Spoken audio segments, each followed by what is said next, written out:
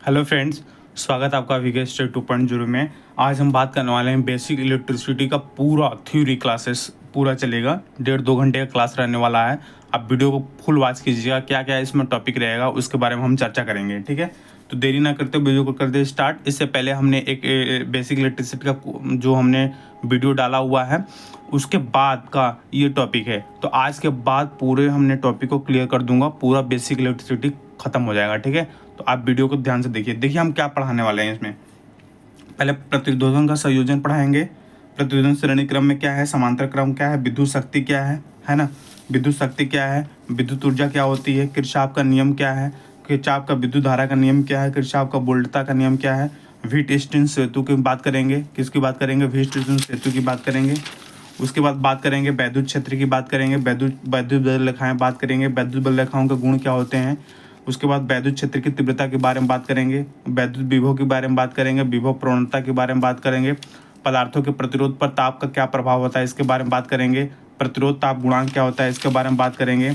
उसके बाद में बात करेंगे चुंबक क्या होता है, चुंबक के प्रकार कितने होते हैं, चुंबक पदार्थों का वर्गीकरण क्या है, लौह चुंबकीय पदार्थ क्या होता है, अनुचुंबकीय पदार्थ क्या होता है, प्रतिचुंबकीय पदार्थ क्या होता है, चुंबकीय बल रेखाएं क्या होती हैं, चुंबकीय बल रेखाओं का गुणधर्म क्या, चुंबकीय बल रेखाओं के गुणधर्म क्या होते हैं, है ना। और चुंबकीय फ्लक्स क्या होते हैं, चुंबकीय फ्लक्स घनत्व क्या होता है, फ्लेमिंग के बाएं हाथ का नियम, फ्लेमिंग के दाएं हाथ का नियम, फैराडे के विद्युत चुंबकीय प्रेरण का नियम, प्रथम नियम, द्वितीय नियम, लेंज का नियम। उसके बाद आपके आ जाता है ट्रांसफार्मर आ जाता है, ट्रांसफार्मर का प्रकार आ जाता है, ट्रांसफार्मर का कार्य सिद्धांत आ जाता है, और एक स्टेप अप ट्रांसफार्मर और एक स्टेप डाउन ट्रांसफार्मर क्या होता है इसके बारे में हम चर्चा करेंगे। और इसके चर्चा करते समय सेल के बारे में बात करेंगे, है ना। किसके बारे में बात करेंगे, सेल के बारे में बात करेंगे, सेल क्या होता है, प्राइमरी सेल, द्वितीय सेल, प्राइमरी सेल, और चर्चा करेंगे प्राइमरी सेल क्या होता है, द्वितीय सेल क्या होता है, इसके बारे में हम चर्चा करेंगे। इसके बाद सेलों का संयोजन पढ़ेंगे, ये छूट गया था टॉपिक हमारा, सेलों का संयोजन। सेलों का जो संयोजन होता है तो ये भी किस में होता है, श्रेणी क्रम में होता है ना, श्रेणी क्रम में होता है, और दूसरा किस में होता है, समांतर क्रम में होता है। तो हम बताएंगे इन दोनों को, ठीक है। तो पहला हम स्टार्ट करते हैं प्रतिरोधों का संयोजन के बारे में, है ना। तो आप क्या करिएगा, एक पेज लीजिएगा क्योंकि टाइम बहुत कम है ना। एक पेज लीजिएगा, उस पर क्या करिएगा, जैसे हम पेज पर लिखते चले जा रहे हैं उसी तरह छोटा नोट्स आप बनाते चलिएगा, जो एग्जाम से पहले आप रिवीजन करके जाइएगा, ठीक है। और वीडियो पसंद आता है और लाइक एंड सब्सक्राइब करिएगा फ्रेंड, ठीक है। आपके लाइक एंड सब्सक्राइब से ही मुझे मोटिवेशन मिलता है ना। क्यों, क्योंकि फिर मुझे ये लगता है कि वीडियो उनको पसंद आ रही है तो वीडियो बनाना ही चाहिए। क्लियर हुई बात। तो जो हम प्रतिरोधों का संयोजन की बात करेंगे, तो पहला जो हमारा प्रतिरोध का संयोजन होगा वो होगा हमारा किस में होगा, पहला जो प्रतिरोधों का जो संयोजन होगा हमारा होता है, एक होता है श्रेणी क्रम में, दूसरा क्या होता है हमारा समानांतर क्रम में होता है, ठीक है। तो पहले हम समझ लेते हैं प्रतिरोधों का संयोजन है क्या, ठीक है। प्रतिरोधों का संयोजन हमारा है क्या। तो जो प्रतिरोधों का हमारा संयोजन होता है, संयोजन मतलब जैसे कंबाइंड हम कर दें, जैसे हम अगर श्रेणी क्रम की बात करें, जैसे कंबाइंड करने का बात यह है कि जैसे ये हमारा कोई एक, ये हमने बना दिया, एक हमने बैटरी से कनेक्ट कर दिया परिपथ को, क्लोज परिपथ को क्या कर दिया, बैटरी से हमने क्या कर दिया, कनेक्ट कर दिया, क्या कर दिया, कनेक्ट कर दिया, बैटरी से कनेक्ट कर दिया, और यहाँ पर रेजिस्टेंस को लगा दिया, है ना, यहाँ पर रेजिस्टेंस को लगा दिया। तो ये कंबाइंड कर दिया, एक दूसरे को कंबाइंड कर दिया, तो ये प्रतिरोधों का हमारा क्या हो जाएगा, संयोजन हो जाएगा। मान लीजिए इसमें R1 धारा भर रही है, इसमें R2 भरा है, इसमें R3 भर रही है, इसी तरह से एक संयोजन ये भी, और एक संयोजन हम अभी बात करेंगे पदार्थ, अभी श्रेणी क्रम में हम बात कर लेते हैं डायरेक्ट, ठीक है। तो श्रेणी क्रम में संयोजन इस कैसे जोड़ा जाता है, तो श्रेणी क्रम में इसका हम छोटा सा एक डायग्राम बनाकर आपको समझाते हैं कि कैसे इसमें हम जोड़ते हैं, ठीक है। ये हमने एक डायग्राम बनाया, क्लियर। ये हमने क्या बनाना, एक डायग्राम बनाया, डायग्राम के माध्यम से हम क्या करेंगे, समझेंगे, ठीक है। ये हमारी यहाँ पे एक कुंजी होगी, क्या होगी, कुंजी, ठीक है। ये प्लस ये माइनस, क्लियर हुई बात। अब देखिए यहाँ बात करें, अगर मान लीजिए इस मतलब परिपथ में अगर आई धारा हमारा क्या हो रही है, प्रवाहित हो रही है, क्या प्रवाहित हो रही है, आई धारा प्रवाहित हो रही है।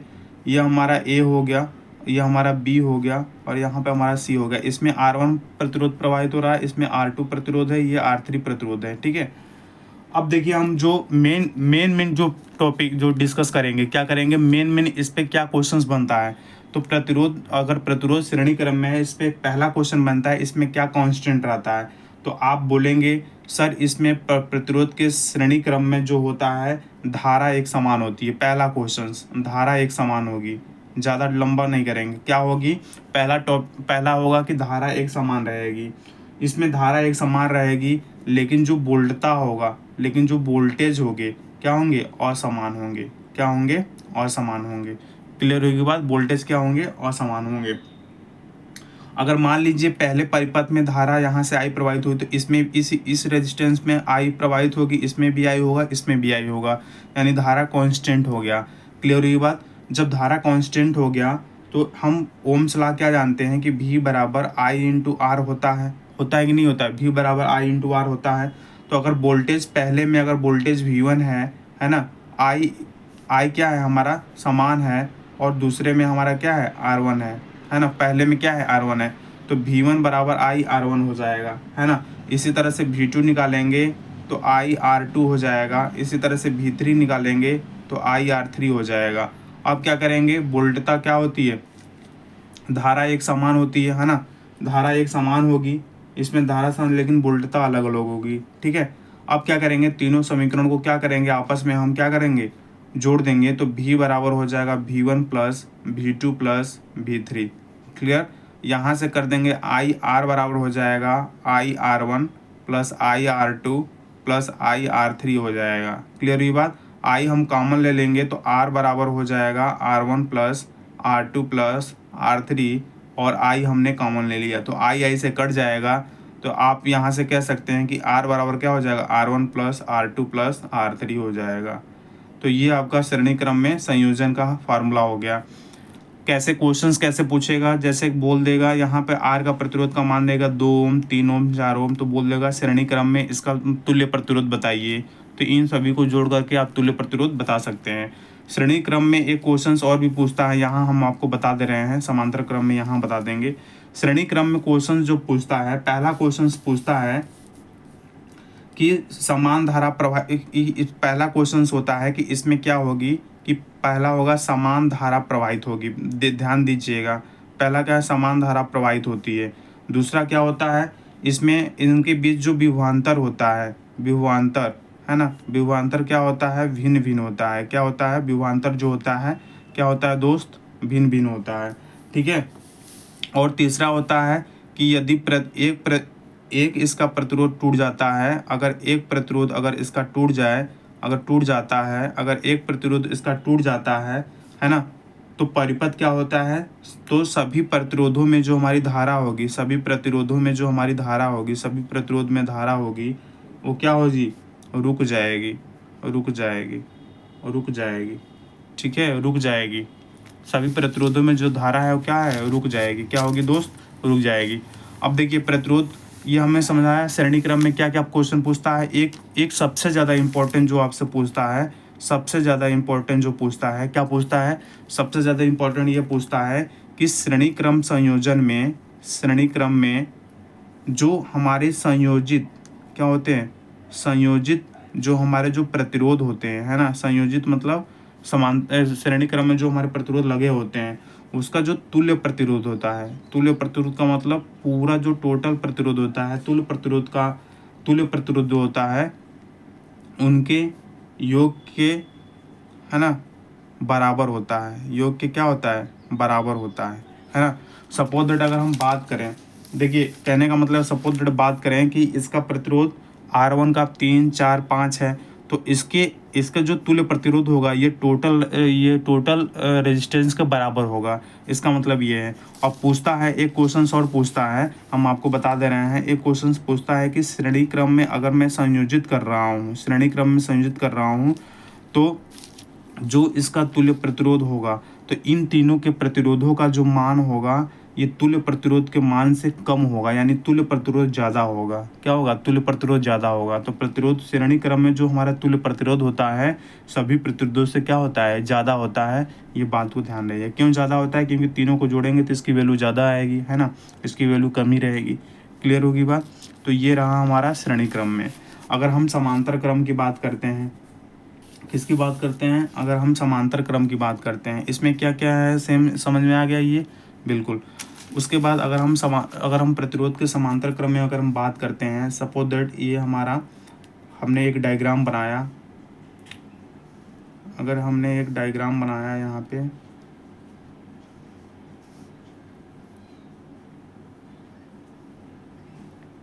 ये हमारा डायग्राम बन गया, ठीक है। ये हमारा एक क्या बन गया, डायग्राम बन गया।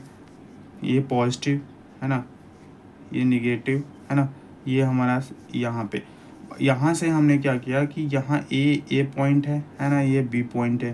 तो इसमें हमारा धारा I1 प्रवाहित होगी, अभी बताता हूँ। इसमें धारा क्या है, I2 हमारी प्रवाहित होगी, इसमें I2 प्रवाहित होगी, इसमें I3 प्रवाहित होगी। ये R1 है, ये R2 है, ये R3 है।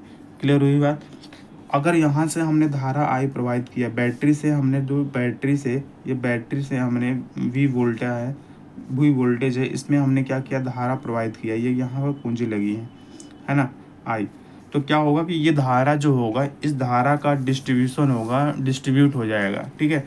तो समांतर क्रम में धारा जो होगी, अगर ये धारा पर आ रहा है यहाँ पे, तो इस लाइन में कुछ धाराएं चली जाएंगी, इस लाइन में धारा चली जाएगी, इस लाइन में धारा चली जाएगी। तो किस में बढ़ जाएगा, I1 I2 और I3 में धारा हमारी क्या है, बढ़ जाएंगी। जब ये बढ़ जाएंगी, इसका मतलब होता है कि हमारा जो समांतर जो क्रम में होता है, तो वो धारा क्या होगी, तो धारा का मान क्या होगा, अलग अलग होगा। क्या होगा, अलग अलग होगा। पहली बात, धारा का मान क्या होगा, अलग अलग होगा। तो धारा का मान अलग होगा तो कुल धारा कितना हो जाएगा, I1 plus I2 plus I3। ये कैसे आ गया, ये इसलिए आ गया क्योंकि हमने जो धारा का प्रवाहित किया, इसमें I जो प्रवाहित किया यहाँ से I, तो ये तीन धाराओं में I1 I2 और I3 तीन धाराओं में विभक्त हो गया, यानी टोटल I के बराबर हो जाएगा। क्लियर हुआ बात। और हम जानते हैं, हम क्या जानते हैं, हम ये जानते हैं कि जो हमारा ओम्स लॉ होता है, V बराबर I इंटू आर, अगर I1 होगा तो V अपन R1 हो जाएगा। इसमें देखिए, इसमें क्या है, उसमें क्या होता था कि वोल्टेज अलग अलग होता था, लेकिन इसमें वोल्टेज सेम होगा। क्या होगा, वोल्टेज समान होगा। इस बात को ध्यान रहे, एक एक लाइन से क्वेश्चंस है आपके, एक एक लाइन से क्वेश्चंस बनेंगे। इसमें क्या होगा, वोल्टेज समान होगा। तो I1 बराबर V अपन I, इसी तरह से I2 बराबर V अपन R2 हो जाएगा। इसी प्रकार I3 बराबर हो जाएगा V अपन R3 हो जाएगा।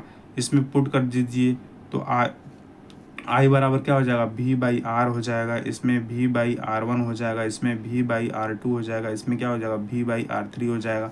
V कॉमन ले लेंगे तो 1 अपन R बराबर 1 अपन R1 प्लस 1 अपन R2 प्लस 1 अपन R3 आ जाएगा, और यहाँ V आ जाएगा। V से कैंसिल हो जाएगा, तो 1 अपन R बराबर 1 अपन R1 प्लस 1 अपन R2 प्लस 1 अपन R3, ये क्या हो जाएगा हमारा, ये तुल्य प्रतिरोध हो जाएगा। किसका, समानांतर क्रम का। क्या हो जाएगा, तुल्य प्रतिरोध जो हो जाएगा हमारा किस में हो जाएगा, समानांतर क्रम का हो जाएगा। क्लियर हुआ बात। अब हम समानांतर क्रम में कुछ हम बातें ध्यान में रख लेते हैं, ठीक है। कुछ हम बातें जो हैं ध्यान में रख लेते हैं। हम रिवीजन करा रहे हैं, ठीक है, रिवीजन करा रहे हैं, थोड़ी हमने रिवीजन करा रहे हैं, ठीक है। अब देखिए, इसमें क्या होता है, समांतर क्रम में होता है कि सभी प्रतिरोधों में क्या होती है, पहली होती है सभी प्रतिरोधों में, नोट करके लिखिएगा, सभी प्रतिरोधों में भिन्न भिन्न धारा होती है, भिन्न भिन्न धारा। पहली बात, भिन्न भिन्न धारा होगी सभी प्रतिरोधों में। दूसरा होगा कि जो विभवांतर होगा, है ना, जो विभवांतर होगा वो समान होगा। विभवांतर क्या होगा, समान। भिन्न भिन्न धारा होगी, विभवांतर समान होगा, ठीक है। यदि एक परिपथ टूट जाता है, यदि एक परिपथ में धारा का प्रवाह बंद हो जाता है, जैसे कि इसमें एक परिपथ में इसमें धारा का प्रवाह देखिएगा, इसमें धारा का प्रवाह मान लीजिए बंद हो गया, लेकिन इसमें धारा बहेगी, इसमें धारा बहेगी, यानी एक के खराब होने से दो हमारा चल सकेंगे, ठीक है। तो एक खराब होने से हमारा जो दूसरा परिपथ है या तीसरा जो परिपथ है, वो उसमें क्या होगी, वह सही से चलेगा। किसमें चलेगा, वह सही से चलेगा, उसमें कोई डिफ़ॉल्ट नहीं होगा। वो क्या है, सही से चलेगा, इसमें कोई डिफ़ॉल्ट नहीं आएगी, ठीक है। जैसे घरों में जो हमारा घरों में लगे हुए बिजली के पंखे, बल्ब, ट्यूबलाइट जो होते हैं हमारे समानांतर क्रम में होते हैं, ठीक है। यहाँ अगर हम बात करें तुल्य प्रतिरोध का, R बराबर 1/R1 plus 1/R2 plus 1/R3 की अगर हम बात करेंगे, है ना, इसकी बात करेंगे, तो इसमें क्वेश्चंस पूछता है कि किस क्रम में या किस प्रतिरोधों का संयोजन किस क्रम में हमारा जो होता है तुल्य प्रतिरोध का मान सबसे कम होता है, सभी प्रतिरोधों से कम होता है। तो इसमें होगा समानांतर कैसे, अगर मान लीजिए R1 की वैल्यू 2 ओम ले लिए, R3 की ले लिए, मान लीजिए R2 का ले लिए, आप ले लिए R1 का 2 ओम, R2 का 4 ओम, R3 का 8 ओम ले लिए, है ना। तो अगर इसमें हम रखेंगे तो 1/2 प्लस 1/4 प्लस 1/8, है ना। एलसीएम ले लेंगे, इसका हम एलसीएम लेंगे, कितना आएगा, एलसीएम ले लीजिए, एलसीएम ले लेंगे तो 8 आ जाएगा, है ना। तो 2 चौका 8, 4 दूना 8, 1 4 2 6 1 7, 7/8, तो 1/R बराबर 7, तो R बराबर हो जाएगा 8/7। जब इसको डिविजिबल कीजिएगा, इसका मतलब इन सभी प्रतिरोधों से कम आ रहा है। तो क्वेश्चन पूछता है कि किस क्रम में समानांतर क्रम में या श्रेणी क्रम में जो तुल्य प्रतिरोध होता है सभी प्रतिरोधों के मान से कम होता है, तो आप ये बताएंगे कि समानांतर क्रम में कम होता है। क्लियर हुई बात। ये जो मुंह से निकली वाली वाणी है ना फ्रेंड्स, एक एक लाइन से क्वेश्चंस हैं, आप ध्यान में रखिएगा, देखिएगा एग्जाम देकर आइएगा तब उसके बाद बताइएगा, ठीक है। हल्के में मत लीजिए इसको, इस टॉपिक को, ठीक है। और जो मैं बता रहा हूँ उसका पूरा एकदम छोटा सा एक पेज लीजिए, उस पर नोट्स बनाते चलिए, पूरे वीडियो को वॉच करते चलिए, तभी आएगा समझ में, है ना। अब देखिए हम विद्युत शक्ति की बात करते हैं। अगर हम विद्युत शक्ति की बात करते हैं कि विद्युत शक्ति हमारी क्या होती है, हमने आपको बहुत बार पढ़ाया हुआ है, इसमें हमने एक और भी बताए थे। विद्युत शक्ति जो होती है हमारी, हमने बताया था कि P बराबर क्या होता है, W/T होता है। ये पावर है ना, पावर बराबर कार्य बटा समय होता है।